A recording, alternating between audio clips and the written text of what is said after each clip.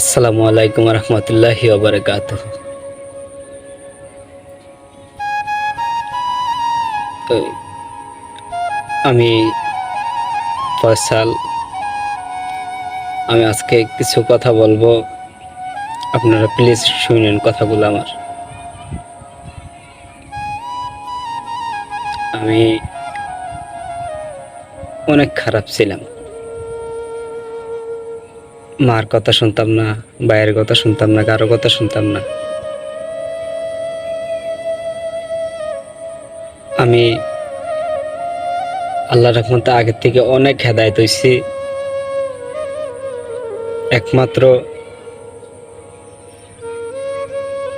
বাংলাদেশের আনিসুর রহমান আশরাফির হুজুরের বয়ান শুনে, বুঝছেন?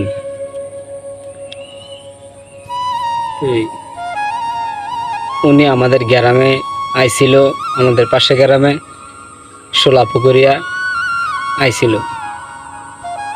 তো ওনার ওয়াজের মাঝে আমি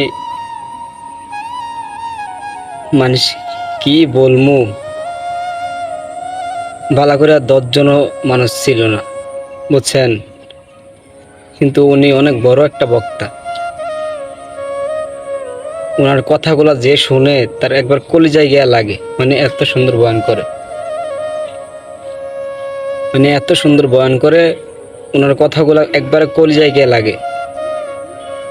কিন্তু এই সোলাপুকুরিয়া গ্রামে উনি আইছিল, কিন্তু ওনার ওয়াজের মাঝে 10 জন মানুষও ছিল না। তা আমরা কোন জগতে বাস করি?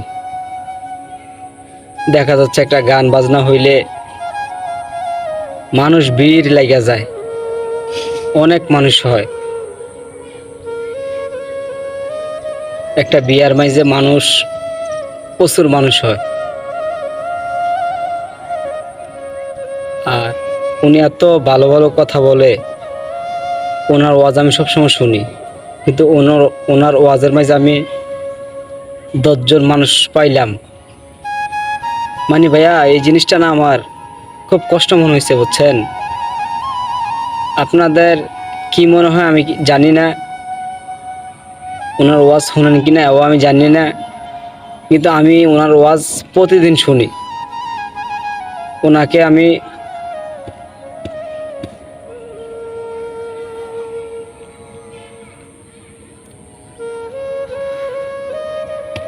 আমি কি বলে যে ইয়া করবো, মানে ওনার কারণে আজকে আমি অতটুকু হেদায়েত হয়েছি।